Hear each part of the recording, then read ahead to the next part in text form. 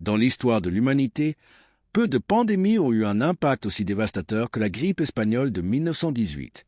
Apparue dans les derniers mois de la Première Guerre mondiale, cette maladie virale s'est rapidement propagée sur tous les continents, laissant dans son sillage entre 50 et 100 millions de morts, soit plus que le nombre réel de victimes de la guerre elle-même. Malgré son ampleur, la grippe espagnole est restée pendant des décennies une tragédie passée sous silence ou minimisée, éclipsée par les grands événements politiques et sociaux de l'époque. Contrairement à ce que son nom suggère, la grippe n'est pas originaire d'Espagne. Le lieu exact de son apparition est inconnu, bien qu'il existe des théories indiquant que les États-Unis, la France ou la Chine pourraient être les sources initiales. Le terme « espagnol » est devenu populaire parce que l'Espagne, n'étant pas impliquée dans la Première Guerre mondiale, n'appliquait pas de censure à la presse, contrairement aux pays belligérants. Alors que d'autres nations dissimulaient la gravité de l'épidémie pour minimiser le moral de la guerre, les médias espagnols rapportaient librement les cas et les décès, créant la fausse impression que l'Espagne était l'épicentre de la maladie. Le virus responsable était une souche particulièrement virulente du virus de la grippe, sous-type H1N1, qui évoluait rapidement et présentait des symptômes agressifs. Contrairement à d'autres épidémies de grippe, l'épidémie de 1918 a touché plus gravement les jeunes adultes en bonne santé, âgés de 20 à 40 ans, ce qui a déconcerté les médecins de l'époque. Les symptômes comprenaient une forte fièvre, de fortes douleurs musculaires, une pneumonie rapide, dans les cas les plus graves, une coloration bleuâtre de la peau due au manque d'oxygène. De nombreux patients sont décédés en quelques jours, voire quelques heures. Les hôpitaux se sont effondrés sous l'avalanche de patients. La grippe espagnole s'est propagée en 3 vagues principales. La première, au printemps 1918, fut relativement bénigne, bien que très contagieuse. La deuxième vague, qui a débuté à l'automne de la même année, a été la plus meurtrière. Le virus a muté en une forme beaucoup plus agressive et a causé la plupart des décès. La troisième vague, début 1919, fut moins intense, mais fit tout de même de nombreuses victimes. On estime qu'un tiers de la population mondiale a été infectée, à une époque où les antiviraux, les antibiotiques, pour traiter les infections secondaires, et les vaccins n'existaient pas.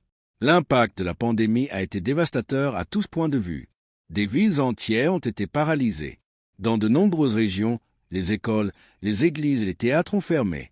Les services essentiels, tels que la collecte des ordures et le transport, ont cessé de fonctionner en raison du manque de personnel. Dans certaines communautés, les autorités ont eu recours à des enterrements de masse parce qu'il n'y avait pas assez de cercueils ou de fossoyeurs. Dans les hôpitaux, les médecins et les infirmières travaillaient jusqu'à l'épuisement et tombaient souvent malades et mouraient. Les masques sont devenus courants, tout comme les mesures de distanciation sociale, bien que sans la coordination ou les connaissances épidémiologiques requises pour faire face aux pandémies d'aujourd'hui. Curieusement, malgré son impact mondial, la grippe espagnole n'a pas laissé une marque culturelle aussi forte que d'autres catastrophes. Cela s'explique en partie par le fait que l'attention du public était focalisée sur la fin de la guerre et la reconstruction de l'ordre mondial. De plus, la maladie n'était pas entièrement comprise. Parler d'elle a généré plus de peur qu'un sentiment de communauté. Dans de nombreuses familles, les histoires sur la pandémie se transmettaient en silence, comme des souvenirs douloureux qu'il valait mieux ne pas perturber. D'un point de vue scientifique, la grippe de 1918 a représenté un tournant. Bien que les virus ne puissent pas encore être observés au microscope à l'époque, la pandémie a stimulé le développement de la virologie moderne. Des décennies plus tard, en 1933, le virus de la grippe a été identifié pour la première fois. Dans les années 2000, le génome du virus de 1918 a été séquencé à partir des restes congelés des victimes. Cette avancée a été essentielle pour mieux comprendre les mutations du virus de la grippe et se préparer aux futures pandémies. L'expérience de 1918 a également laissé des leçons importantes en matière de santé publique. La nécessité d'une communication claire, de réponses coordonnées au niveau international et de systèmes de santé robustes est devenue évidente.